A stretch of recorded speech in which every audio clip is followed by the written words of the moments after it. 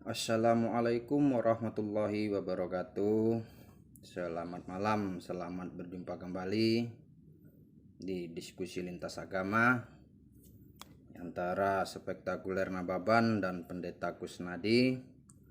Bagaimana keseruan diskusinya ini? Marilah kita dengarkan bersama-sama dan semoga ini bermanfaat bagi kita semua untuk melindungi saudara dan saudari kita dari sebuah pemurtatan yang dilakukan oleh para misionaris. Dan jangan lupa juga di like, di share, dan di subscribe ya, karena subscribe itu adalah suatu yang gratis. Dan untuk lebih serunya, marilah kita dengarkan bersama-sama diskusi lintas agama ini antara Spektakuler Nababan dan Pendeta Kusnadi. Yuk kita dengarkan bersama-sama. Intinya kamu itu menolak percaya kalau Allah itu menyatakan diri di dalam rupa manusia. Intinya kan gitu.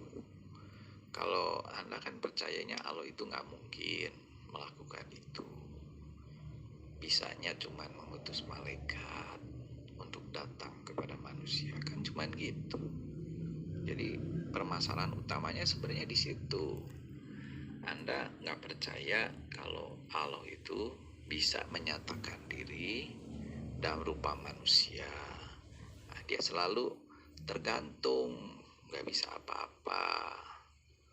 Makanya dia hanya bisa mengutus malaikat. Kan gitu. Kepercayaan Anda ya begitu ya, susah kalau begitu. Anda membatasi Allah, dia tidak maha kuasa, dan itu lumpuh dan bisu ya.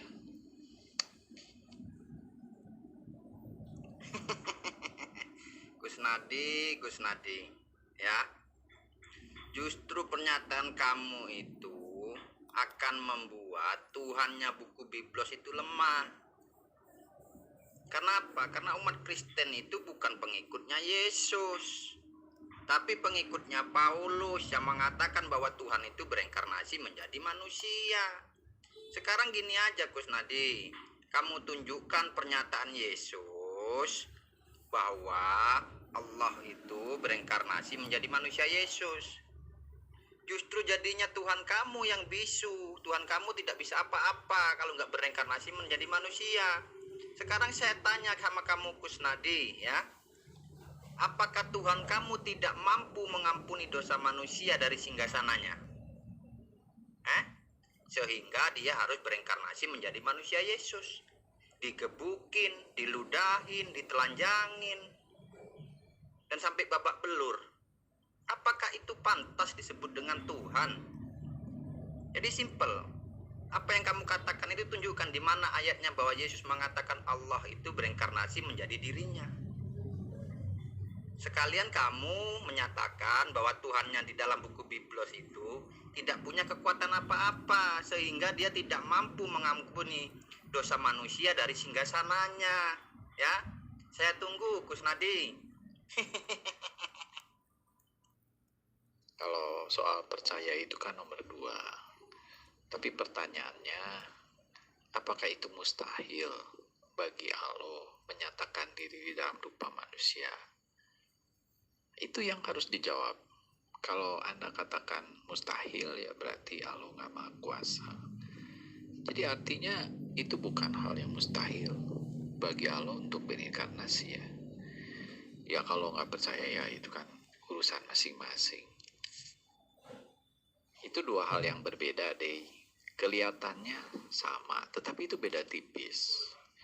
Kalau wayang dengan dalang itu kan berbeda. Kalau dalang itu menyatakan diri di dalam rupa wayang untuk berbicara dengan anak-anak, bukan berarti dalang itu sama dengan wayang. Ya kalau anak-anak misalnya pada waktu mendongeng dengan boneka Susan, ya dia taunya boneka Susan. Tetapi kalau orang dewasa kan taunya itu Lia Enes. Jadi apakah Lia Enes sama dengan boneka Susan? Ya tentu tidak. Jadi kalau dikatakan bahwa Tuhan itu bahkan manusia, betul. betul. Tetapi Tuhan bisa menyatakan diri di dalam rupa manusia tanpa Tuhan itu berubah sama sekali. Jadi Anda tidak bisa melihat sebagai sesuatu hal yang berbeda. Udah, nggak usah muter-muter Kusnadi ya. Saya simpel kok. Kamu kan menyatakan bahwa Allah itu bereinkarnasi menjadi manusia Yesus. Nggak usah dalang-dalang, kadal ambil walang itu nggak usah dibawa-bawa. Karena Allah itu nggak sama dengan manusia, apalagi kadal sama walang. Tunjukkan aja ayatnya di mana Yesus mengatakan bahwa Allah itu bereinkarnasi menjadi manusia Yesus. Simpel kan? Jadi hidup itu nggak perlu berasumsi konyol ya Kusnadi. Biar supaya kamu cepat pinter ya. Jadi kalau Allah bereinkarnasi menjadi manusia cuma untuk apa? Tujuannya apa? Jadi kamu itu biar cepat pinter, gunakan akal budi kamu agar kamu itu mendapat hikmah. Kamu itu bukan pengikut Yesus kok. Cuman kamu malu mengakuinya bahwa kamu itu pengikut Paulus. Jadi tunjukkan aja ayatnya, nggak usah muter-muter. Di mana Allah itu mengatakan bahwa dia akan bereinkarnasi menjadi manusia Yesus. Nah, sekarang Tuhan maunya begitu. Masa kita bantah? Tuhan itu kan nggak kelihatan. Bagaimana dia berdialog dengan manusia? Bagaimana dia bisa bersama-sama dengan ciptaannya yang adalah manusia itu semua? Jadi artinya dia memunculkan sosok dirinya sendiri tetapi dalam rupa manusia. Salahnya di mana gitu? Supaya manusia itu bisa melihat dengan mata kepala sendiri, bisa berdialog dengan mulutnya sendiri, daripada sosok Tuhan yang tidak kelihatan sama sekali. Karena kalau Tuhan tidak menyatakan diri di dalam rupa seperti itu, manusia itu sering tersesat. Makanya manusia itu bikinlah patung, bikinlah binatang, bikinlah gambar. Karena itu sebenarnya kebutuhan manusia itu sendiri untuk dia itu ingin memvisualisasikan Tuhannya gitu. Udah, nggak usah muter-muter Kusnadi, nggak usah pakai analogi. Allah itu tidak bisa dianalogikan dengan daya pikir manusia. Cukup kamu pertanggungjawabkan aja perkataan kamu bahwa Allah itu bereinkarnasi menjadi manusia Yesus.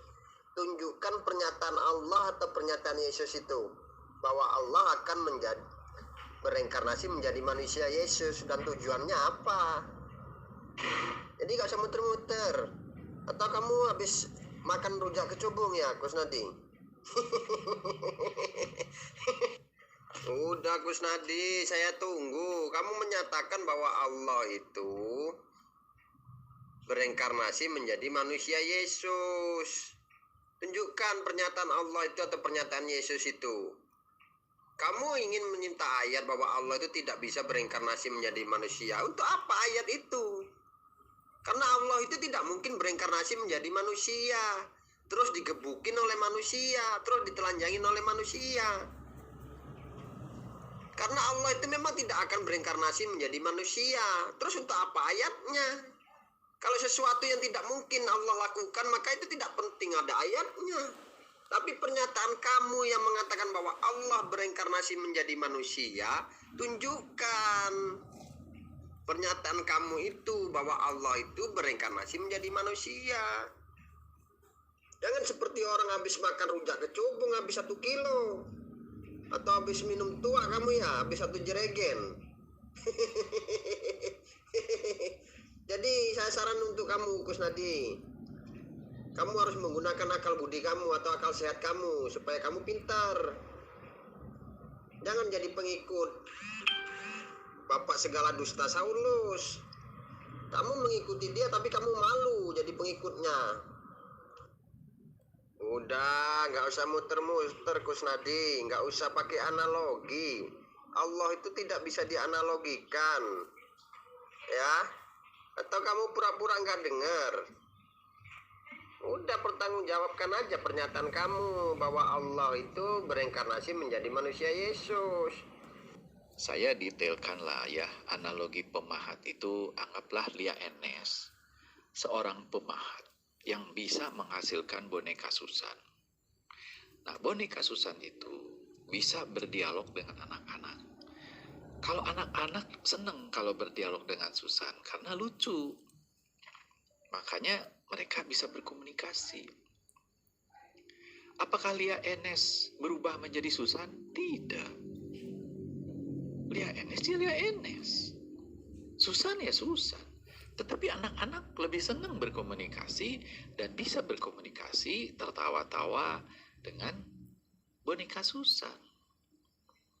Tapi Anda sebagai orang dewasa, Anda tahu bahwa apa yang dikatakan oleh boneka Susan itu adalah perkataannya Lia Enes. Meskipun di dalam suara yang berbeda. Nah, demikian juga apa yang dikatakan antara anak-anak dengan boneka Susan, ya itu sebenarnya kan sama aja dengan komunikasi antara anak-anak dengan Lia Enes. Jadi pemahaman Anda keliru kalau Lia Enes berubah menjadi boneka Susan. Itu nggak begitu. Lia Enes ya Lia Enes. Boneka Susan, boneka Susan. Makanya itulah konsep yang disebut Tritunggal itu seperti itu. Jadi artinya boneka Susan itu adalah bagian daripada Lia Enes itu sendiri. Coba ilustrasi ini, gampang nggak dipahami? Gampang kan? Ya makanya pakai analogi boneka Susan. Supaya anak kecil ini bisa paham. Ya, kan dia udah tahu yang namanya boneka Susan. Yang mainannya Lia Enes kepada anak-anak. Ya kan?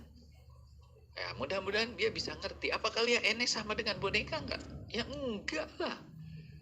Jadi lucu ya. Kenapa ya orang itu selalu menuduhnya, oh itu boneka sama dengan Lia Enes? Ya enggak begitu. Yang namanya Tuhan, ya jelas bukan manusia. Iya, kami akui kok. Tetapi kenapa Anda tidak mengakui bahwa Tuhan juga itu bisa menyatakan diri dalam rupa manusia? Why gitu ya, saya nggak habis pikir gitu. Udah, saya tunggu ya Gus Nadi. Saya tunggu pernyataan kamu bahwa Allah itu bereinkarnasi menjadi manusia Yesus. Ya kalau nggak dapat sekarang kamu cari deh di buku Biblos kamu 3 tahun lagi kek. Saya tunggu aja ya. Karena saya diskusi itu paling malas kalau diskusi sama orang yang tidak menggunakan akal budi atau akal sehatnya. Buat pernyataan tapi cuma dongeng gitulah ya. Allah itu tidak perlu dianalogikan ya Gus Nadi. Jadi udah bolak-balik saya katakan sama kamu. Kamu tunjukkan aja di mana pernyataan Allah atau pernyataan Yesus itu bahwa Allah akan bereinkarnasi menjadi manusia Yesus ya. Kalau Allah itu tidak perlu dianalogikan dengan daya pikir manusia, itu nggak bakal sampai ya. Kalau kamu mau pakai analogi, nanti saya analogikan kira-kira Tuhan itu bisa nggak ditelanjangi oleh manusia? Itu analoginya seperti apa itu Gus Nadi? Kamu nanti tambah muntah nanti. Ya, terima kasih. Demikianlah diskusi lintas agama antara Spektakuler Nababan dan Pendeta Kusnadi. Dan kayaknya Pendeta Kusnadi lagi mabok, muter-muter kagak karuan. Ya, terima kasih semuanya. Semoga ini bermanfaat untuk melindungi saudara dan saudari kita semuanya. Akhirul kalam, wabillahi taufiq wal hidayah. Wassalamualaikum warahmatullahi wabarakatuh.